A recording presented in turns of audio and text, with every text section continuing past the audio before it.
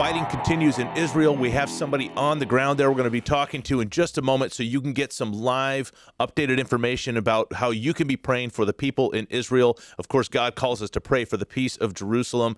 We want to make sure that we're doing that. Before we get to our guest this morning, I just want to remind all of you, go to ourwatch.com, subscribe there, become a watchman, because as you know, we continue to put the truth out. Many of the social media platforms do not like the truth, so they're always trying to shut us down. And so the fastest way and the most secure way for you to get all live content from us is going to ourwatch.com, subscribe there, become a watchman. Also, if you like this video, please like it, share it, give it to your friends, your family, your neighbors. So important that they get this information. All right, so like I said, live on the ground in Israel, we have with us today Irina Merkulova. So I want to welcome you to the program and thank you for joining us. Hey, thank you for having me. I hope I said your name right there. But it's close just enough. It's a blessing to have you. Tell us just a little bit about who you are and why you're over there in Israel right now. My name's Irina. I enlisted as a volunteer into the IDF when I was 18. I served 3 years in the military, and I hadn't really been back in about 12 years since I was done.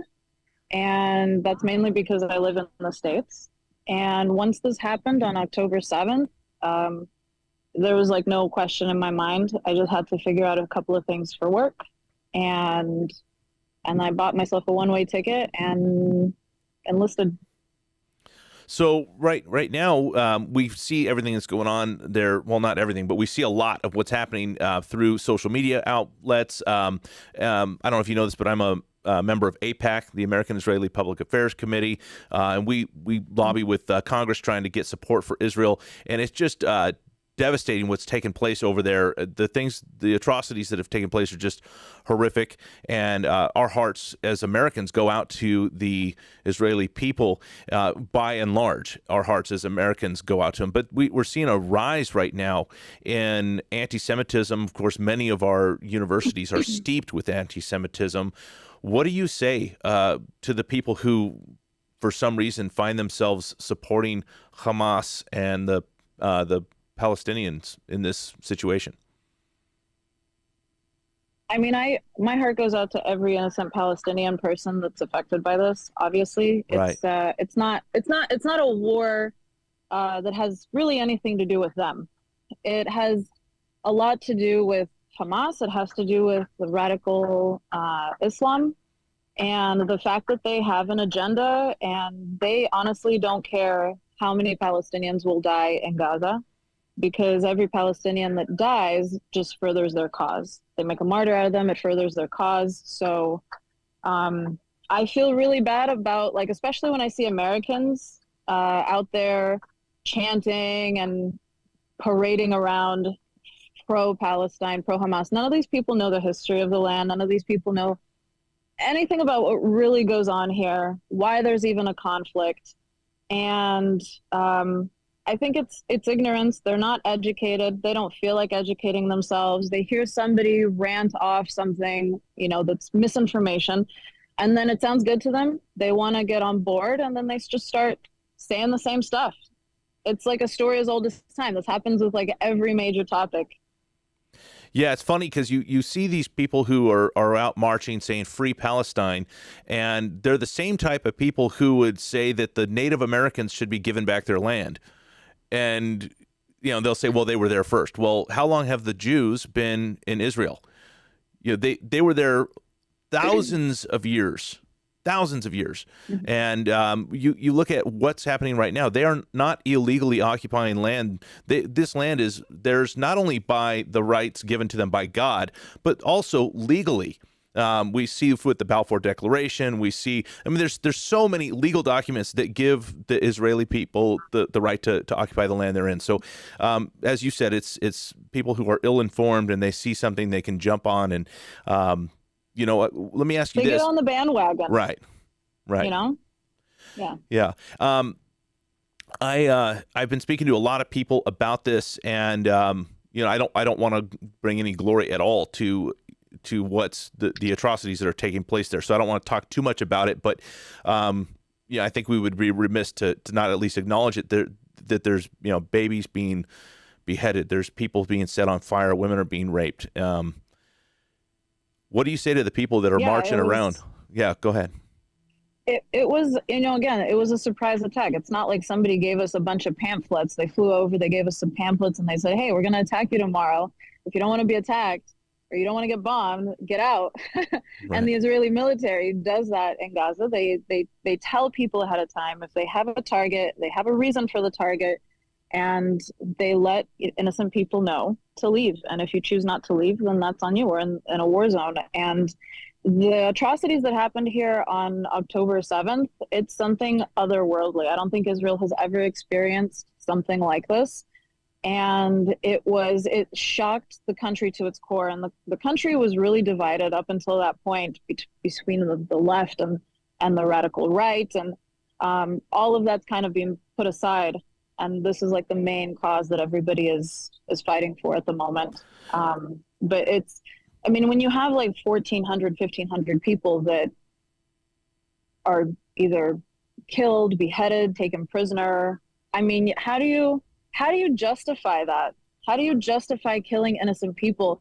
I was watching on Al Jazeera a bunch of interviews with Hamas leaders, and they say, oh, like, we don't target civilians, we only target military personnel. And kudos to the guy interviewing the guy on Al Jazeera. He said, well, how can you possibly say that when there are women and children dead? You targeted women and children. They have nothing to say to that. But Israel doesn't target women, children, elderly.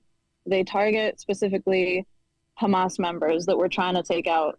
They're blown up tunnels that are being used to terrorize innocent Israelis.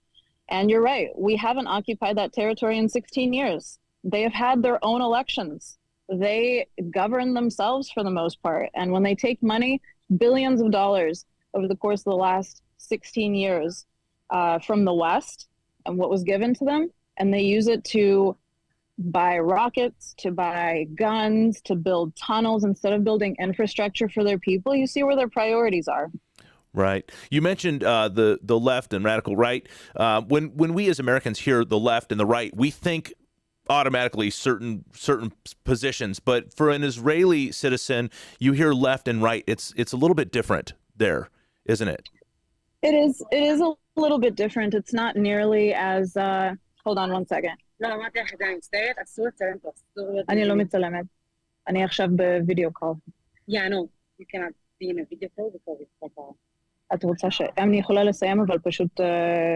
כאילו, אם פשוט לא תכיר. אוקיי, סבבה. Sorry about that. It's okay. Either way, what I was saying is that the left and the right are different. They're a little bit different in Israel. The right, when I say radical right, that's like the ultra religious, like Orthodox right. They have their very specific kind of agenda.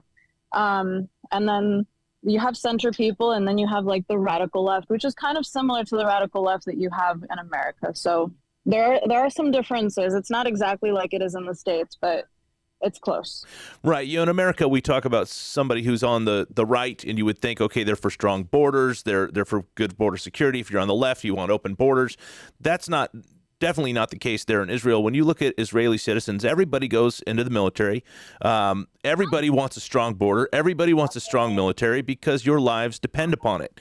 Because there's a constant state of threat against every single citizen of your nation. Correct. We're a very small country. We don't have a lot of people, and every person that dies, we have a very collective mindset here. So when you are when one person gets hurt or when one person dies, it hurts everybody, even if you didn't know them. Right. You bring up Hamas. And for my audience that may not know this, Hamas is in an area known as Gaza. This is south of Tel Aviv, where the main airport is. But it's not just Hamas at this point. We know Hezbollah is also being part of this attack now. That's coming from the north. For the audience that may not know this, it's at the north where the border of Israel borders with Lebanon. And so now you're not just getting attacked from one area. This is now starting to come from other areas in Israel. Can you speak to some of that, the dynamics of that? There have been some threats. I mean, it's not a secret. There have been some things happening in the north with Hezbollah, but it's nothing big. I mean, I can't speak for the military, so I don't really know like what's going on there. But everybody's on full alert. The country has recruited like 150% more reservists than it probably needs. But yeah, I mean, there's definitely activity. I mean, and you saw what happened in some of those countries, like for the U.S. embassies, the Israeli embassies. There's a lot of, I would say, discontent there right now, which doesn't bode well for us. But hopefully, we'll get that kind of under control so that it doesn't escalate to something worse. Right. I opened up the program today talking about how we as Christians here in America, following the Word of God tells us that we're to pray for the peace of Jerusalem. And, of course, we're going to do that. But I also want to pray. I want to tell my audience how they can be praying for you. How can they pray for you as you have sacrificed personally to be there? You've left your home in New York, traveled there at your own expense, and you're there to fight for the people there. How can we be praying for you? Just so that this ends faster, so that it ends faster and less people get killed. Because honestly, on like the world stage, it doesn't bode well for us. Like the more casualties there are, the worse it is for us on many levels. And so just so that we're safe and that this ends as soon as possible. Hopefully, I pray with Hamas being, if not obliterated, then very, very wounded in terms of the people that they have that work for Hamas. And again, Israel targets mainly like heads of Hamas, people that call the shots, things like that.